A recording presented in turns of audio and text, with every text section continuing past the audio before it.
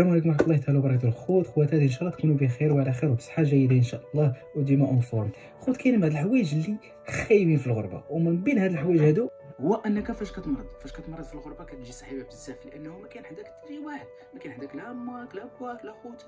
اللي صعيبة عليهم بزاف هو الناس اللي مساكن ما مزوجينش، كاينين هنا بوحدهم، لا الدراري لا البنات، هادو كتجيهم صعيبة. انا الا ما نطيش مشيتي خدمتي يا سيدي واحد 5 ايام 6 ايام ديالك باش تجيب الطريق الخبز ديالك، باش تخلص به الكرا ديالك وتخلص به الماكله ديالك وتخلص به الحوايج الاخرين. ما غاديش نقول لي راك صافي مشيتي فيها، ولكن قاصحه بزاف لان غادي تحماق، لانه مول الكرا فاش غادي يوصل الكرا راه عندهم حساب صابر. ما غاديش يقول لك اوكي ماشي مشكل، انا نتسناك تو كان يكون عندك. لا، هنا سيدي نهار الكرا ديالك هو نهار الخلاص ديالك، ما عندكش لا هكا لا هكا، سيرتو الكرا.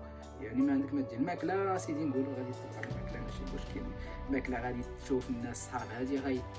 ولكن كما قلت لكم واخا عندك الناس والصحاب هنايا، راه كيبقى هذاك القضيه ديال هنا كلشي مشغول، هنا كلشي بيزي ديال بصح، راه كلشي كيجري على راسو، راه ما كاينش الناس راه ما مسالياش، والله ما مساليه، واخا مساليين ما مساليينش. الاخرى اللي صعيبه فيها ما كنهضرش على كنعملش على اوروبا ولا هذا، بحكم انا كاين في الديار البريطانيه، على سبيطارات كيكونوا صعاب بزاف، وخاصك تشد رونديفو، خاصك تسنى وهادي حاجه اخرى هذيك بغينا نهضروا عليها ان شاء الله من بعد.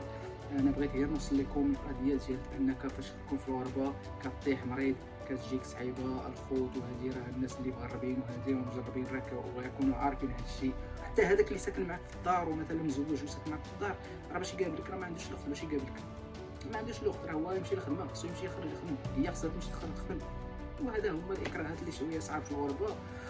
ودعيو مع خوتكم اللي مريض الله يشافيه واللي مات الله يرحمه، وان شاء الله تكونوا بصحه جيده وتهلاو في صحتكم، راه هي راس المال، هي راس المال.